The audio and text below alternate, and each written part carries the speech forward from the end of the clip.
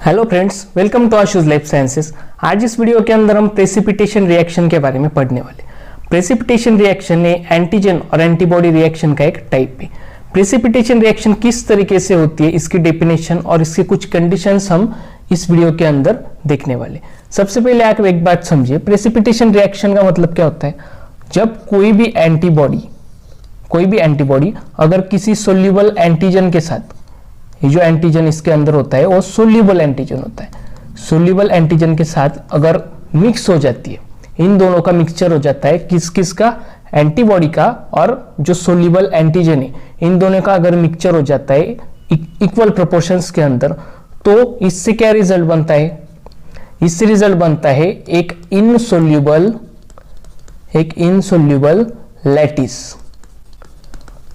अब insoluble lattice, और इसे हम इम्यून कॉम्प्लेक्स फॉर्मेशन भी कहते हैं। अब किस तरीके से कॉम्प्लेक्स होता है, एक बीकर के अंदर अगर हमने एंटीबॉडीज ले ली, एक बीकर है, बीकर के अंदर है कुछ एंटीबॉडीज है। अब एंटीबॉडीज के साथ कोई एंटीजन अटैच होंगे, हम इसके अंदर एंटीजन जो सोल्यूबल एंटीजन है उसके एडिशन करेंगे।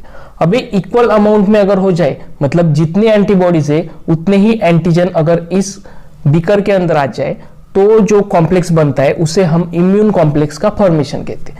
ये जो कॉम्प्लेक्स बन जाएगा उसे इम्यून कॉम्प्लेक्स फॉर्मेशन हम कहेंगे। तो इसके बाद में हम इसके कुछ टाइप्स देखेंगे, मतलब जो की पॉइंट्स है प्रेसिपिटेशन रिएक्शन के वो देखेंगे। आप one by one note down भी कर सकते हैं। पहला पॉइंट आप देखिए, जब कोई भी एंटीबॉडी होती है वो एक या फिर मतलब एक एंटीजन है, एंटीजन इस एंटीबॉडी को अटैच होगा, तो जो एंटीबॉडी होती है वो बाइवेलेंट होती है। ये इस रिएक्शन के अंदर मस्ट है। कभी भी सिंगल एंटीबॉडी प्रेजेंट नहीं होती, दो साइड की एंटीबॉडी प्रेजेंट होती है, जिसे हम बाइवेलेंट एंटीबॉडी कहते हैं। Means antibody have at least two sides means it's the bivalent antibody. ये इसका एक की पॉइंट हो गया। उसके बाद में जो एंटीजन होता है, इसके अंदर जो एंटीजन होता है वो सोल्यूबल ही होता है, it must be soluble always. इसके बाद में जो प्रेसिपिटेशन रिएक्शन है, मैंने आपको कहा कि बाइवेलेंट।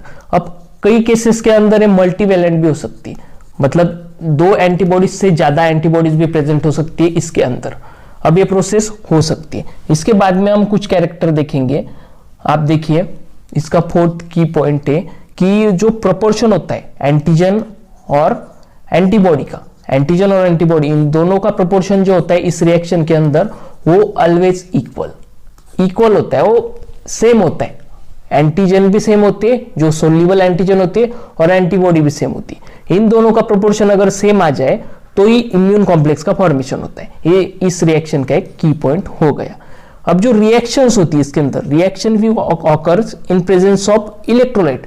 अब इलेक्ट्रोलाइट जो होता है इसके प्रेजेंस में अगर रिएक्शंस होती है तो ऑप्टिमम पीएच और ऑप्टिमम टेम्परेचर, एक पर्टिकुलर फिक्स टेम्परेचर और पीएच होता है, उसके बेसिस के ऊपर ये रिएक्शन परफॉर्म होती है। और ये जो रिएक्शन होती है वो लिक्विड मीडिया में की जाती है। जो मीडिया होता है इसके अंदर वो लिक्विड होता है, लिक्विड मीडिया या फिर जेल भी हो सकता है जो रिएक्शंस होती है। अब मैं आपको कुछ एक्सपेरिमेंट्स करके दिखाऊंगा कि किस तरीके से ये रिएक्शंस परफॉर्म होती है। अब देख लीजिए आप, एक स्लाइड हमने ली, consider that this is means आप कंसिडर कर सकते हैं कि एक पेट्री डिश है। अब इस पेट्री डिश के अंदर क्या होगा, इसके अंदर हमने एंटीबॉडीज ऐड की। अब एंटीबॉडीज ऐड करने के बाद इसके अंदर हम एंटीजन अटैच करेंगे, कुछ एंटीजन यहां पर हम प्लेस करेंगे। तो एक कंडीशन होगी।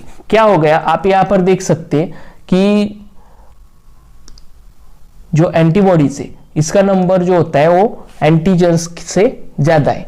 तो इस रिएक्शन के अंदर क्या होगा, ये एक कंडीशन आप कंसिडर कर लीजिए कि एक फर्स्ट कंडीशन है। इसके अंदर क्या होगा, क्रॉस लिंकेज नहीं होगा, no cross linkage in that particular reaction. अब यहां पर लैटिस का फॉर्मेशन भी नहीं होगा, क्योंकि इक्वल अमाउंट में एंटीजन और एंटीबॉडी प्रेजेंट नहीं है। आप देखिए इस फिगर के अंदर 5 एंटीजन प्रेजेंट है और उससे भी ज्यादा, मतलब 6 एंटीबॉडीज प्रेजेंट है। अब ये इक्वल प्रोपोर्शन नहीं हुआ तो यहां पर ये प्रेसिपिटेशन रिएक्शन नहीं होगी।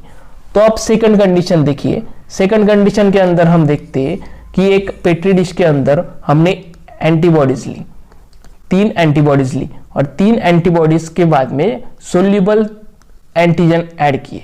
अब ये जो सोल्यूबल एंटीजन है वो भी 3 है, जो एंटीबॉडीज है वो भी 3 है, तो इक्वल अमाउंट में हो गए, तो ऑब्वियसली इसके अंदर प्रेसिपिटेशन रिएक्शन फॉर्म होगी, क्योंकि इक्वल अमाउंट में एंटीजन और एंटीबॉडी दोनों इसमें प्रेजेंट है। अब इस रिएक्शन का एक कैरेक्टर हो गया कि क्रॉस लिंकेज ऑकर्स।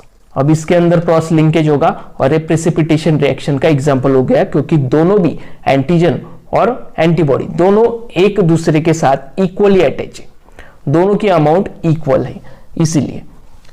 और इसके बाद में आप और देखिए कुछ तीसरी कंडीशन हम ले लेते हैं, यही आप देख लीजिए तीसरी कंडीशन।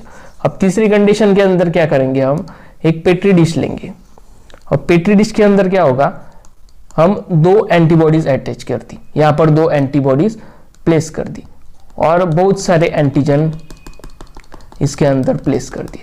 क्या होगा, इक्वल अमाउंट में प्रेजेंट नहीं है, एंटीजन और एंटीबॉडी इक्वल अमाउंट में नहीं है। इस रिएक्शन के अंदर आप देख सकते कि एंटीजन जो है वो ज्यादा है, इसलिए ये प्रेसिपिटेशन रिएक्शन नहीं हो सकती, तो यहां पर एंटीजन ज्यादा होने से नहीं होगी, तो no cross linkage occur in that particular reaction. अब आप समझिए कि 3 कंडीशन हमने पढ़ी थी। पहली कंडीशन के अंदर एंटीजन जो थे वो कम थे और एंटीबॉडी ज्यादा थी, तो उसके अंदर क्रॉस लिंकेज नहीं हुआ। दूसरी कंडीशन पढ़ी कि एंटीजन एंटीबॉडी दोनों इक्वल अमाउंट में थे, तो प्रेसिपिटेशन रिएक्शन हो गई। तीसरी रिएक्शन के अंदर एंटीबॉडीज कम है और एंटीजन ज्यादा है, इसलिए प्रेसिपिटेशन रिएक्शन नहीं हुई।